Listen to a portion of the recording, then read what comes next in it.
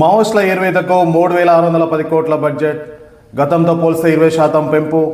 నక్సలిజాన్ని నిర్మూలించేందుకు మార్చి 31ని గడువుగా నిర్ణయించిన కేంద్రం దానికోసం బడ్జెట్లో నిధుల వర్షం కురిపించింది. వచ్చే ఆర్థిక సంవత్సరానికి బడ్జెట్ ప్రతిపాదనలో ఏకంగా 3,610 కోట్లను కేటాయించింది. ఇది గత బడ్జెట్ అంచనాల కంటే 20% కంటే ఎక్కువ అని నిపుణులు చెప్తున్నారు. దేశంలో నక్సలిజం అంతమై లక్ష్యంగా కేంద్ర ప్రభుత్వం వ్యూహాలను పదును పెడుతుంది. ఇటీవల కాలంలో ఈ యాక్షన్ ప్లాన్ స్పీడ్ ఆఫ్ చేసింది. దాదాపు అగ్రనేతలను ఎన్కౌంటర్లో ఏరివేశారు భద్రతా బలగాలు. మిగిలిన వారు వరుసగా లొంగిపోయారు. వామపక్ష తీవ్రవాదాన్ని పూర్తి స్థాయిలో నిర్మూలించేందుకు మార్చి 31న గడువుగా నిర్ణయించిన కేంద్రం అందుకు అనుగుణంగా తాజాగా బడ్జెట్లో నిధుల వర్షం కురిపించింది. వచ్చే ఆర్థిక సంవత్సరానికి సంబంధించి బడ్జెట్ ప్రతిపాదనలో ఏకంగా 3,610 కోట్లను కేటాయించింది ప్రభుత్వం. ఇది గత బడ్జెట్ అంచనాల కంటే 20% ఎక్కువ కావడం విశేషం. ఈ కేటాయించిన ఈ భారీ నిధులను ప్రధానంగా 2 విభాగాల్లో ఖర్చు చేయనున్నారు.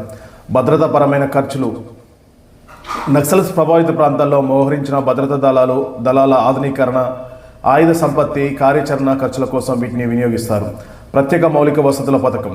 తీవ్రవాద ప్రభావిత ప్రాంతాల్లో రోడ్లు, కమ్యూనికేషన్ టవర్లు, పోలీస్ స్టేషన్ల పటిష్టత వంటి మౌలిక సదుపాయాల కల్పనకు ఈ నిధులను వెచ్చిస్తారనేసి ఆర్థిక కేంద్రం వెల్లడించింది.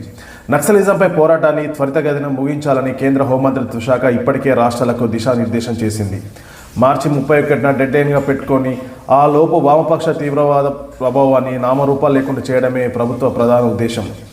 అభివృద్ధి, భద్రత అనే 2 అంచుల వ్యూహంతో ముందుకెళ్తున్న కేంద్రం ఈ భారీ నిధుల కేటాయింపు ద్వారా తన పట్టుదలను చాటుకుంది. కేంద్ర ప్రభుత్వం తీసుకుంటున్న ఈ కఠిన నిర్ణయాలు నక్సల్స్ ప్రభావిత ప్రాంతాల్లో ఉన్న సామాన్యులకు మెరుగైన భద్రతను, అభివృద్ధిని అందిస్తాయని రాజకీయ విశ్లేషకులు చెప్తున్నారు. మారుమూల ప్రాంతాల్లో, అటవీ ప్రాంతాల్లో, దట్టకారణ్య ప్రాంతంలో ఉన్న ప్రజలకు మెరుగైన మౌలిక వసతి సదుపాయాలు కల్పించడమే దీని యొక్క ముఖ్య ఉద్దేశం అని కూడా రాజకీయ రంగ, ఆర్థిక రంగ విశ్లేషకులు చెప్తున్నారు.